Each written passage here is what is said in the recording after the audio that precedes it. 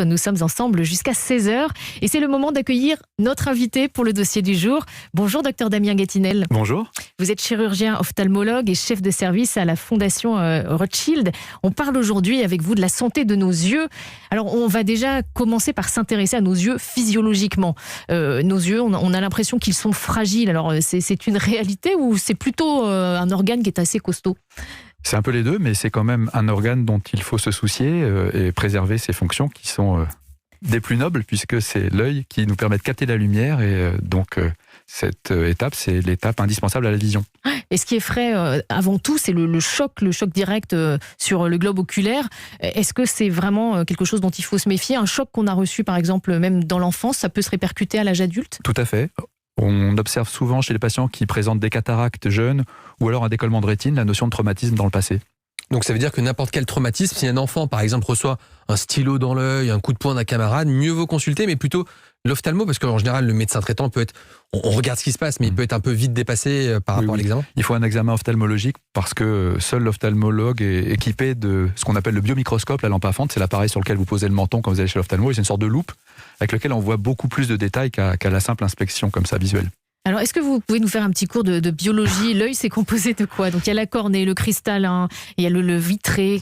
Oui, c'est ça. Comment ça fonctionne ? Alors, d'avant en arrière, la première tunique qu'on rencontre, il y a les larmes, bien sûr, c'est un petit film très transparent qui recouvre la cornée. La cornée, c'est une première optique qui, ensuite, est séparée de la seconde par la chambre antérieure qui est remplie de liquide. L'œil n'est pas... Enfin, ces parties-là ne sont pas vascularisées, donc elles se nourrissent par ce liquide transparent.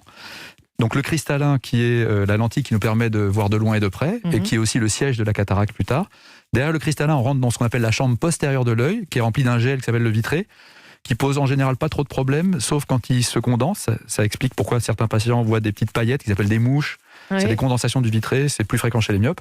Et le vitré, donc lui, remplit l'intérieur de l'œil et la tunique qui tapisse la paroi postérieure à l'intérieur, c'est la rétine, c'est le capteur, on dirait la pellicule si on associe l'œil à un appareil photo, et c'est cette pellicule qui est imprimée par la lumière focalisée par la cornée et le cristallin. Et tout ça reste dans un environnement humide. Est-ce que du coup c'est important de boire pour garder tout à fait. L'humidité ? Oui, il faut boire régulièrement, le vitré peut se déshydrater et pourquoi pas causer des problèmes parfois de décollement de rétine qui sont un peu plus fréquents l'été, peut-être déshydratation, on ne sait pas. Parce que du coup justement, lorsque c'est pas bien hydraté, il peut avoir une vraie conséquence sur l'œil, au-delà d'avoir de la sécheresse oculaire, parce qu'on comprend tous qu'avoir les yeux qui collent, c'est pas sympa, mais il peut avoir un vrai impact derrière sur la sécheresse, c'est un peu plus compliqué parce que quand on boit beaucoup, on n'a pas pour autant les yeux plus hydratés, mais il vaut mieux boire aussi pour éviter de déshydrater le vitré. Ouais.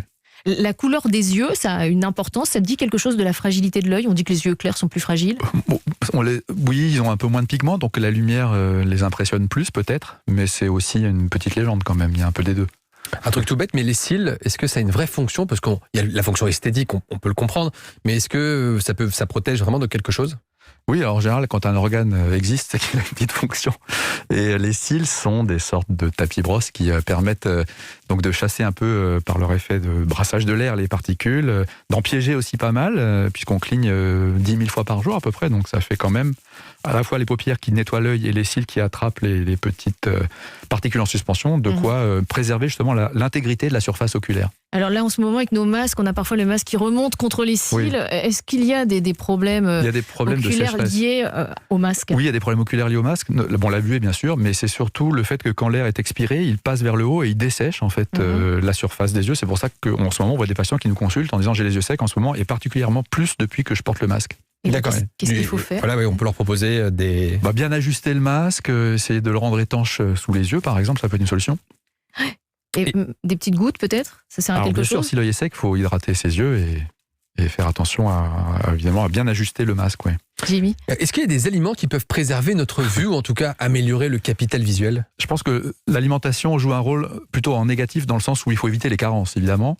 Mais aujourd'hui on a une alimentation suffisamment diversifiée pour avoir son apport quotidien garanti en vitamine C, en vitamine A, en vitamine D. Toutes ces vitamines sont importantes. Il y a des antioxydants, alors il faut privilégier une vie saine, mais je crois qu'à chaque fois que vous faites une émission, le spécialiste vous dit la même chose. Donc il faut éviter les abus, le tabac c'est pas très bon pour les yeux. Tout ce qui est hygiène alimentaire va bien sûr permettre à l'œil de maintenir son état physiologique optimal. Et certaines maladies ont des répercussions aussi sur les yeux. Les diabétiques ont parfois des complications oculaires. L'œil, c'est un carrefour où on peut observer beaucoup de maladies parce qu'il y a du cartilage, c'est la paroi de l'œil, il y a du tissu neurologique, c'est la rétine, il y a des vaisseaux sanguins, donc on peut voir de l'hypertension artérielle, on peut voir du diabète au fond de l'œil. On peut voir plein de choses et c'est pour ça qu'il est important de faire un examen de temps en temps parce que parfois l'ophtalmologue découvre une hypertension artérielle en regardant le fond d'œil. Et alors, le diabète et problème oculaire, c'est dû à quoi en fait ? Alors le diabète, c'est pour son expression oculaire, il y a deux problèmes. Le plus important, c'est la rétinopathie diabétique. C'est une fuite des capillaires qui sont donc endommagés par le diabète. Donc on voit des petites fuites au niveau du fond d'œil. Et puis il y a aussi la cataracte qui apparaît un peu plus précocement chez le diabétique. On apprend vraiment beaucoup de choses avec vous, docteur Damien Gatinel. Nous allons poursuivre cet entretien dans quelques minutes où nous avons encore pas mal de questions à vous.